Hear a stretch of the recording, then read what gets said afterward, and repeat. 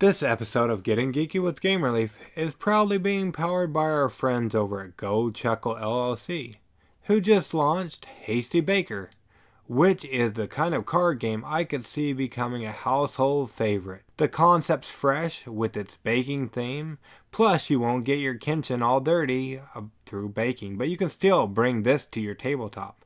The illustrations are just great. You just get this super positive vibe that I love. I think they did a great job of building strategy into the game by making the cards able to help or hurt other players. For example, one of the cards they have in the game is a double bats card on a recipe.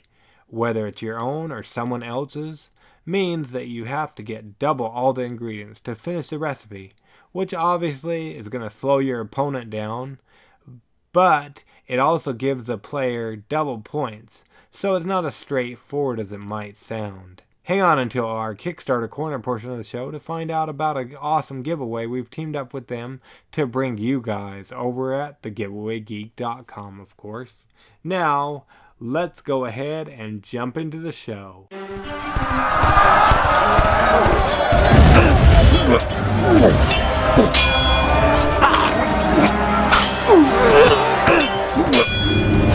Getting Geeky with Gamer Leaf, the podcast in which one man strives to level up his geekhood and helping you do the same one battle at a time. Now, let's get geeky with Gamer Leaf.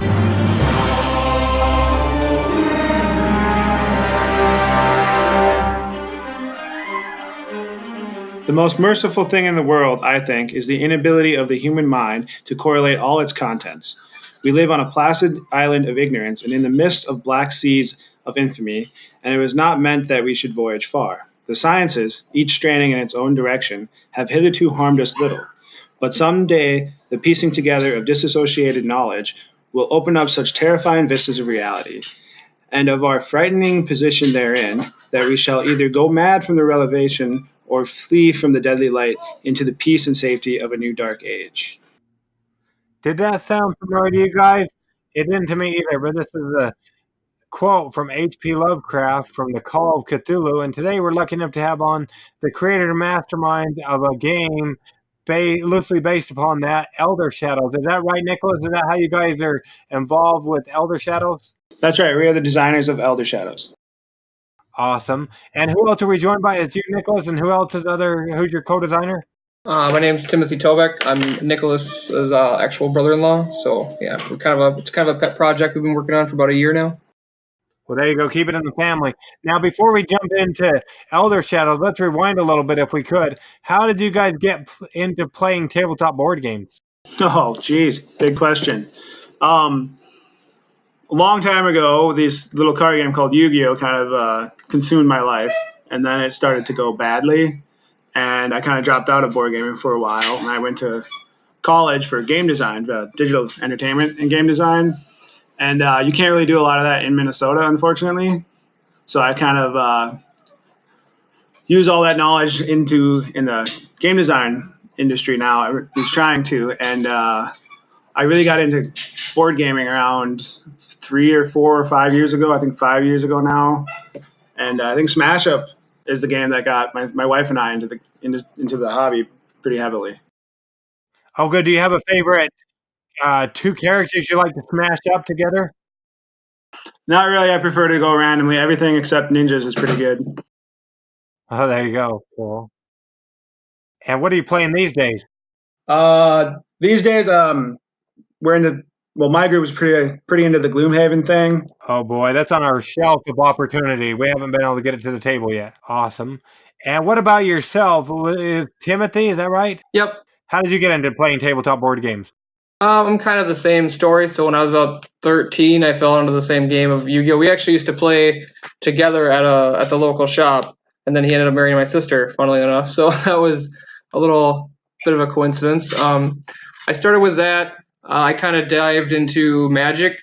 Card games for me have kind of always been like a little niche I've had. Like I was big into Yu-Gi-Oh, and then I got into Magic, and then I kind of fell out of Magic, and I got as soon as when I started hanging out with Nick again, we started seeing my sister.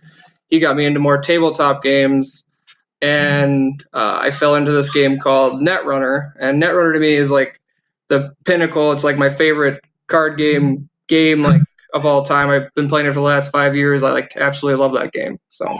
Okay, awesome. So Netrunner, yeah, we've played that one. It's been quite some time, but yeah, if I recall, we really like that one. So that's awesome. And what are you playing these days? We play a lot of my group plays a lot of Arkham Horror. It's a big one for our group. I think the one that kind of like grabbed me or got me into total like tabletop completely was Level 99 had a game come out a couple years ago called what was it, Millennium Blades. Millennium Blades. And it's basically the same concept of a card game community where you're buying cards, you're trading cards with other players, you're building decks, you're going to tournaments. Like, just the thought that could be a game, like a board game in and of itself, is what draws me so much to the thing of tabletop games. So yeah, isn't it a board game about trading card games? Yeah. Yep. Exactly. Yeah. Interesting. Yeah, I haven't played that. We played a couple of the other games, but I really like Level 99 games. Mm-hmm. Awesome. And sticking with the cards, and then you guys decided to create a game of your own. What can you tell us about Elder Shadows that's currently on Kickstarter? It's a 2-player asymmetrical competitive card game. I think it's inspired, like the reason, though the whole creation behind it was because they canceled Netrunner, and I kind of like missed that whole like gameplay aspect of 2 players like doing 2 very different things, but still like within this confines of the same game. So we kind of like built it off of that. And I love H.P. Lovecraft and Arkham Horror, so it was kind of like looking for 2 different sides that could be very different. You know, that's 2 different, very distinguished, different things in a world. Then it kind of just fit into there. Kind of just built off of that, basically. Yeah. We wanted to create. We wanted to take a theme that we really enjoyed, and H.P. Lovecraft's mythos, and mesh it with the mechanics and that we really enjoyed from Netrunner. And obviously, it became its own monster and kind of evolved beyond what Netrunner is into something that we thoroughly enjoy. That still, you can obviously see parallels with the Netrunner influences in the game. Awesome. So per se, we sat down to play Elder Shadows. What's my turn going to look like, or what's the game look like? Okay, so the game alternates between the cultist and the investigator player, and it's similar to Arkham Horror or Netrunner. It's action-based turn sequences. So each side is provided 3 actions. The investigator side has the ability to purchase a 4th action, and there's a list of actions available to a player, similar to, I guess, Pandemic is another really popular action selection mechanic. You have actions that you can do for the cost of an action, and that's basically how the turn is. The cultist, is going to end up trying to advance their locations to summon their elder god, or they're going to end up putting cards face down in each of these locations to kind of deter or restrict the investigators' attempts to investigate those locations. Whereas the investigator is going to be playing cards to help them aid in their investigations. They're going to be using actions to draw cards that will help them aid in their investigation. But ultimately, they need to go to these locations and investigate these locations for the insight they need to expose the cult's plans. And you said there's a lot of actions you can take. So how does that affect people with analysis paralysis? I hear I suffer from that. That's a good question.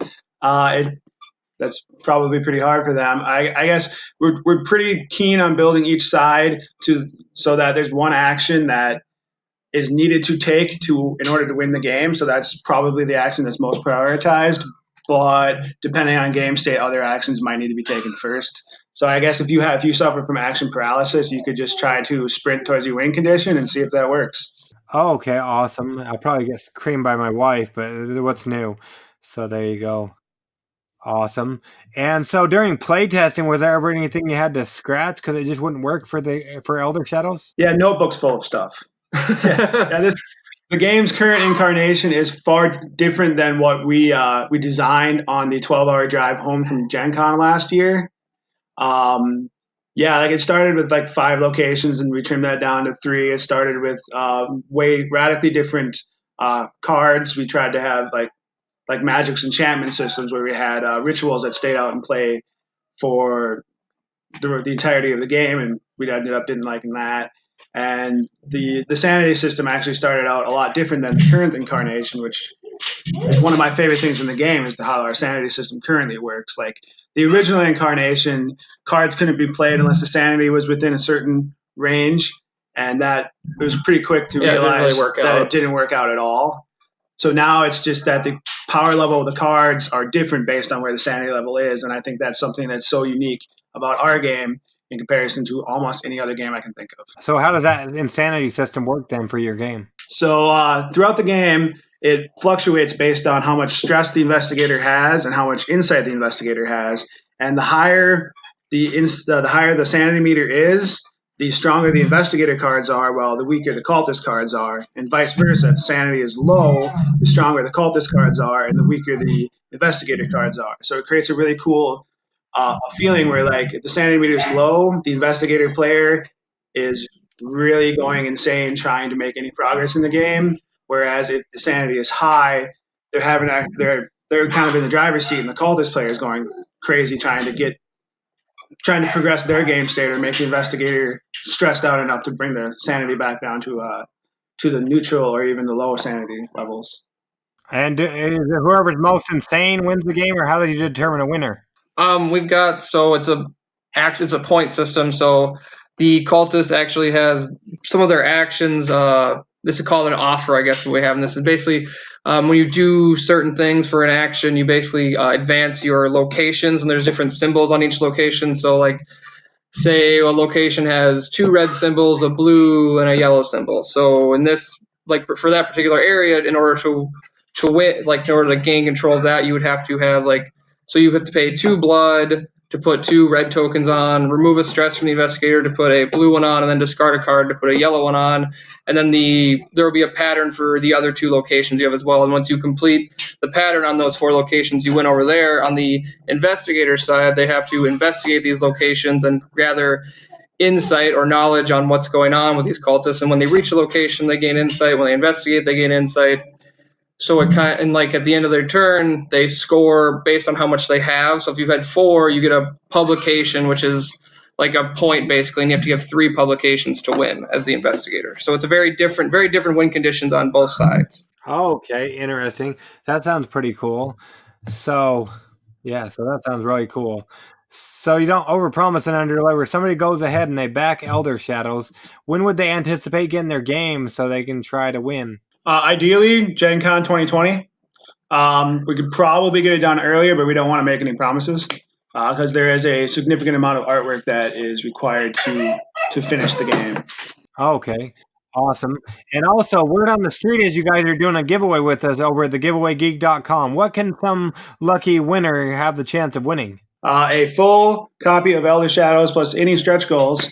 Pretty exciting thing just for a couple minutes of your time. Awesome. Yeah. So go and just by checking out the Kickstarter, that gets you entered and as well. So yeah, definitely check that out. You get extra points for checking out the Kickstarter page. We'll make sure we leave links in the show notes for all that, as well as the giveaway will be at the bottom of your podcast catcher. You'll have a link right there so you can go ahead and enter while you're listening.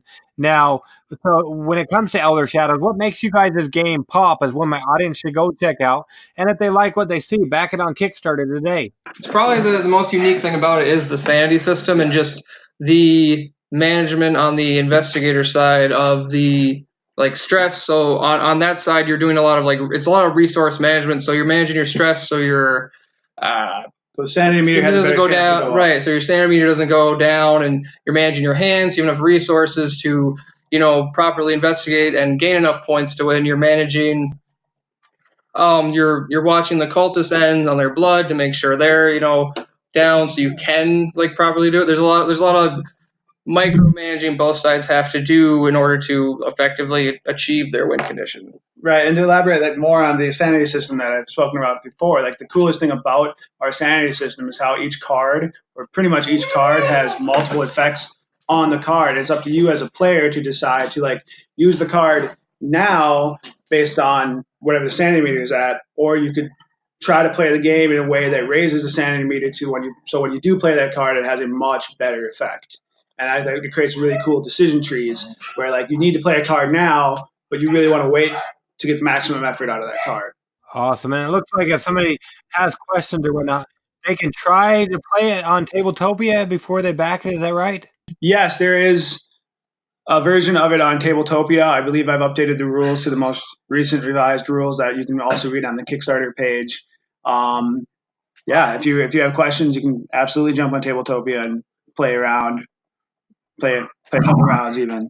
So that's pretty cool. Now, so they don't have to come to your hometown to stalk you, how can people go about keeping up with you and your brother-in-law over there at Pawn Joker Games? Well, my brother-in-law doesn't believe in Facebook, so he doesn't have a personal Facebook. But you can absolutely drop by Pawn Joker Games on Facebook, on Instagram, or Twitter even, and follow us there. You can sign up for a newsletter at pawnjokergames.com. Yeah.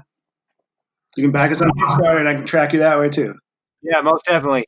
And so I know right now we're focused on getting Elder Shadows funded and everything on Kickstarter, but do you have any secrets in your back pocket for other games you might be working on later on down the road in case somebody's listening after the fact? I have a folder on my computer that has probably way more games than I'll ever have the time to design. I kickstarted a game, I think 2 years ago. I tried to called Nexus, which is the first game of what I call a Chronicle series, which is a series of games where each previous game, the events and the victor get a bonus in the following games that I've been working on, and that's probably the next thing that'll come from me after Elder Shadows gets off the ground. Well, there we go. But yeah, right now we've got to get Elder Shadows off the ground. So if you're listening right now, make sure you head on over, check out the Kickstarter page, back the Kickstarter if you like what you've heard and what you see on the Kickstarter page, as well as you might as well throw your name in the hat to try to enter to win a copy of Elder Shadows over there at thegiveawaygeek.com. Just click the link on the show notes to do both of those. And we don't want to keep you guys all day, but we really appreciate you coming on Getting Geeky with Gamer Leaf with us to talk all about Elder Shadows. Will be on Kickstarter through the 2nd of October. We really appreciate it. Awesome. I appreciate you having us. Yep. Thank you. Thank you. No problem at all. Wow, that was great sitting down with Nicholas to find out about Elder Shadows. Now I even more want to play this game. If you feel the same way, make sure you head on over and back Elder Shadows on Kickstarter today. Now let's go ahead and go with Batterina Leaf, shall we? Now let's go with Batterina Leaf. Where are we going, Batterina? Kickstarter Corner! I'm a big fan of the 70s and the 90s. The Gamer Leaf family constantly calls me old. Don't tell them I'm starting to believe them. I've never really played war games, but when I saw this game on Kickstarter, I knew I had to have it. What game, you may ask yourself? Well, that's a great question. Good thing I'm here. It's Saigon 75, in which you relive the civil war that took place between North and South Vietnam from the summer of 73 to the spring of 1975. It plays 1 to 2 players, and it takes about 60 minutes, and it's for 14 years and older. Saigon 75 is a simple and swift strategic game simulating that civil war between North and South Vietnam from summer of 1973 to the spring of 1975. Everything's contained within a few pages of rules and 1 hour of fun. With pressure at every moment, the game portrays the differences between the North Vietnamese divisions and the Rangers, Marines, paratroopers, and other units of the South Vietnamese. Air power and desertion are also featured, with the experience being completed by event cards that give the game great replayability. It's an ingenious mix that keeps the players on tenterhooks right up until the last turn. There will be no pledge manager for Saigon 75, but you know what there will be? That's right, there will be a giveaway over at thegiveawaygeek.com, so be on the lookout for that and back Saigon 75 before Tuesday the 10th of September. Also, make sure you're subscribed to Getting Geeky with Gamer Leaf so you don't miss my episode as I sit down with the creators and masterminds of Saigon 75 later on this week or early next week. And either way, make sure you back Saigon 75 before Tuesday the 10th of September. Baking and cooking always take cleanup time, but food can be oh so good. What if I told you that the cleanup and eating portion of baking could be taken care of for you, and you could still get it to the tabletop?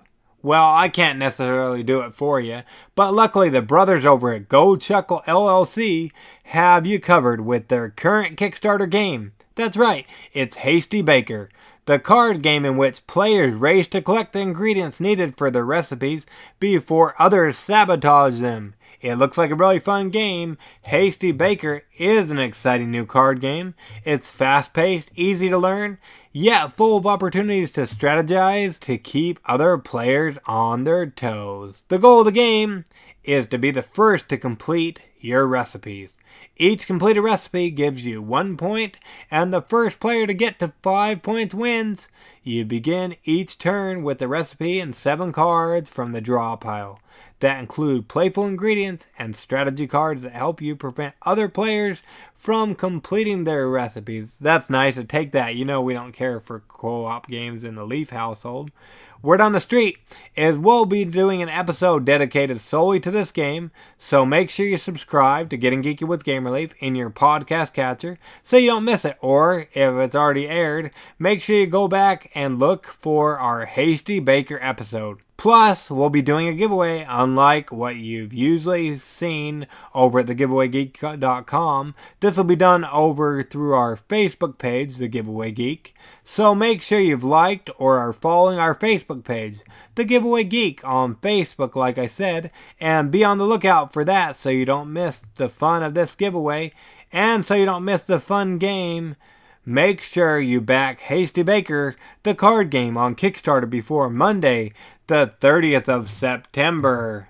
There is a world out there where everyone is a torso, separated from their butts. No one is sure why or how, but one thing's for certain, everyone wants their butts back. Unfortunately, there is only one butt left in the entire world, the almighty butt. And everyone wants it for themselves. This is the world of the Everyone Shares One Butt game. The Everyone Shares One Butt game is a new path-building party game. There are unlimited ways to play. With more than 100 unique cards and various synergies, every playthrough will be different from the last. Be the first one to reach the almighty butt to win. Some exclusive cards will also be available on their Kickstarter. Go check it out. Make sure you subscribe to the podcast Getting Geeky with Gamerleaf so you don't miss my sit down with the creators of this game next week. Or if you're listening later on, we'll have that interview airing the first week in September 2019. If you don't have a game where there's only one buttocks, make sure you go back the Everyone Shares One Butt game before September 25th, 2019. Did you catch my last episode of Getting Geeky with Gamerleaf all about the King of Indecision? Nope? Well, go back and listen. We'll wait for you. What'd you think? My thoughts exactly. Sounds like quite the game. I can't wait to play it. King of Indecision is a game for 2 to 5 players that plays in about 40 to 50 minutes. You play the role of a noble trying to gain the favor of the king, but His Royal Highness is very indecisive, changing his mind about what he wants. Still, you gather as much gold, silk, spice, white stallions, or peacocks that he desires for that moment to earn his favor in court. On your turn, you have 6 actions to choose from and will select 3. You can add or move to another tile to explore.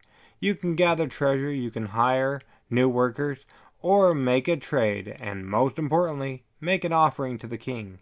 The timing of your offering is everything and can make or break the moment when the king suddenly changes his mind, demanding something else.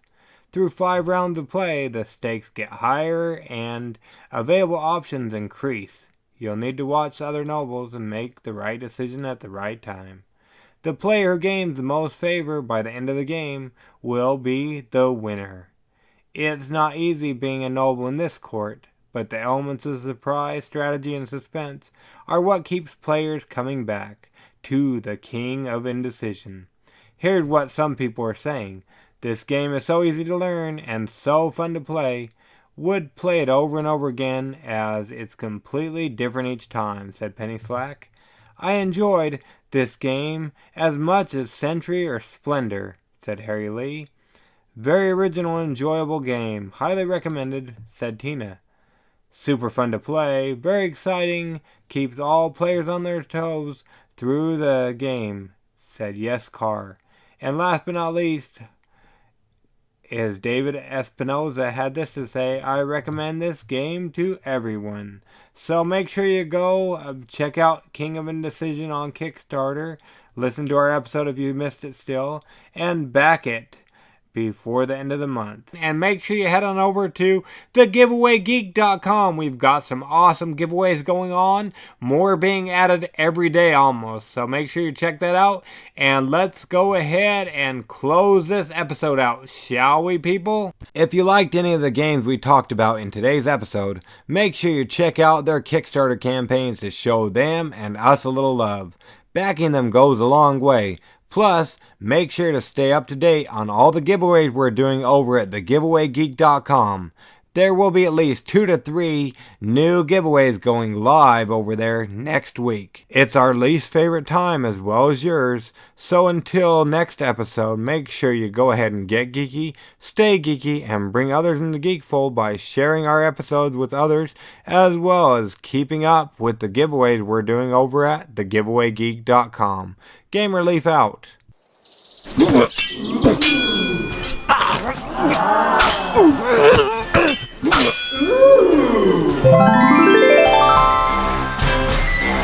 Gamer Leaf levels up. Tune in next week to see if Gamer Leaf's luck holds up.